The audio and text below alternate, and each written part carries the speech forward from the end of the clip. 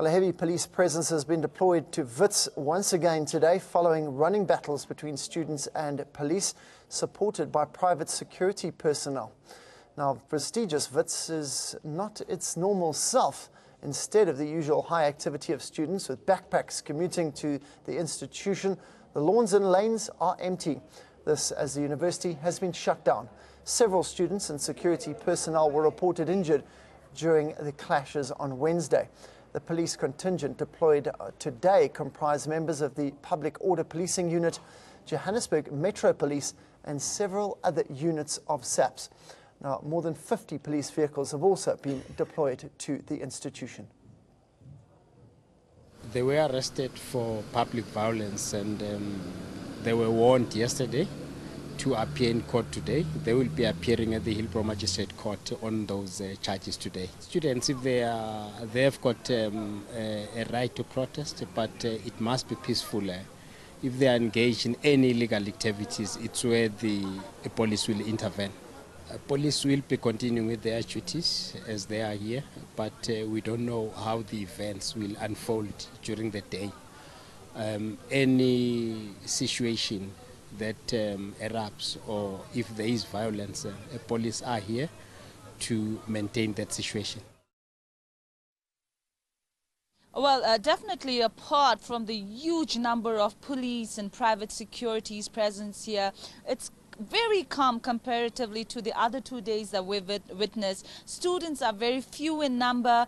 We spoke to one of the Fees Must Fall campaign student representative who said that they are caucusing amongst themselves, but they did not reveal the venue to ANN7 and stated that they will be coming inside Solomon Mahlangu House around 10 a.m. along with the other students. However, you must remember there's another Wits SRC Twitter handle where they've mentioned that SRC has mentioned that they will be meeting the students around 2 p.m. today. However, the students have condemned the violence and also the rubber bullets and stun grenades the police fired at them yesterday, and also stating that when we questioned them, but even students retaliated with bricks and stones, but they said that was just a retaliation after police fired rubber bullets and stun grenades at them. But you can see, Lauren, from behind me, this is the first time in the last 2 days we've seen the police van come up to the Great Hall, the huge number of police presence, and my cameraman will just give you a 360-degree turn to show that there's barely any students here in front of the Great Hall, where in the last 2 days we've witnessed several students, at least by this time, would gather and start chanting slogans and start having their own having their own meetings. But we're expecting by 10 more students should walk in.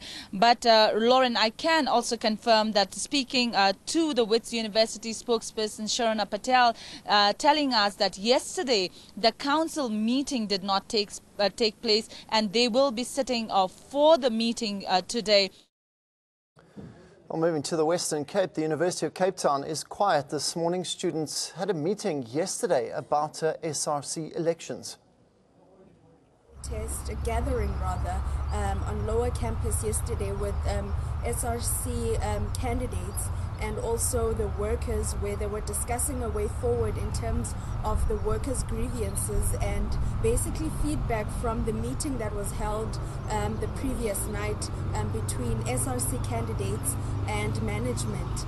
So they were basically discussing a way forward and what workers can do to help students and what students can do to help the workers on a way forward in terms of addressing and getting all the demands met by management.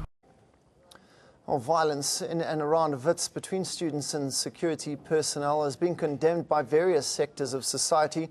Student leaders have been urged to take control over the situation and curb violence in their protests.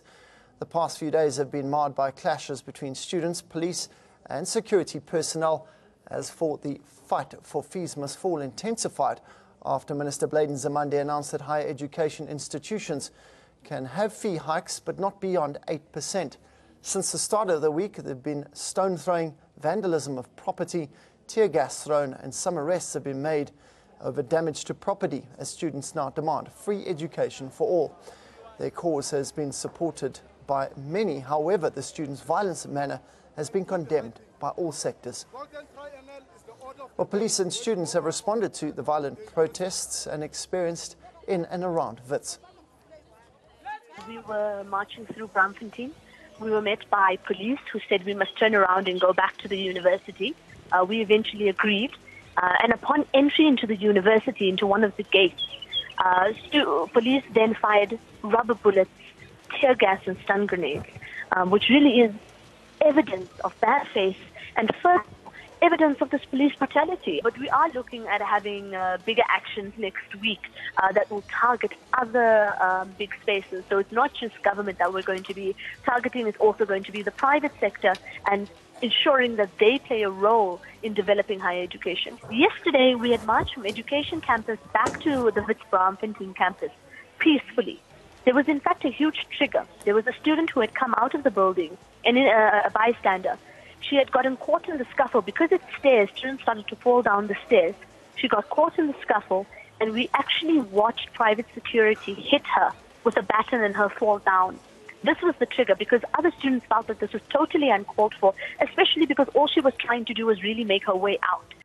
There were a group which was lawless, which started to throw stones at the police. And in order to maintain law and order, the police have to use the tear gas. There are 2 students that have been arrested. It's a male and a female, and they will be charged with public violence. Well, among the public outcry over the violence levelled by these students during their protests, certain structures have voiced their opinions. Wits Vice-Chancellor Adam Habib says the violence was shocking. The breakdown in discipline of the private security must be condemned and will be investigated. COSATU have also spoken out, saying the destruction of property will not bring about free education, but will delay it because the resources will have to be redirected to rebuild the damaged infrastructure. The ANC says students have all right to protest, but the destruction of property is disturbing because they're destroying their legacy and for generations to come. Well, it's regrettable that we're having the demonstrations that we had, as well as the reaction, because we saw turmoil at Wits University in particular. And also what is regrettable is that the universities have had to close. As much as the universities were to close anyway for the spring break, some of them had to bring that forward, and some of them are on recess currently. Reviewing the footage from yesterday, I was there myself yesterday in the afternoon, and it's absolutely unacceptable for anyone to throw stones, particularly security staff, at the students. So we are reviewing that, and we will take that up with the company involved. We will have a full report later today. But from our stand, it's absolutely unacceptable, and it goes against everything that we believe in as a university and a society. Students have got all right to protest. But I think what is emerging, which is quite disturbing, is a destruction of property. And they are destroying the legacy of many generations and heritage of many students, generations that must come. They won't find universities because all universities will be flat. The levels of destruction are worrying to us. And I think student leaders and student population must take responsibility. There are platforms to engage, student councils, student bodies themselves through SRCs are co-governors in different institutions, but destruction of property is not the way to go.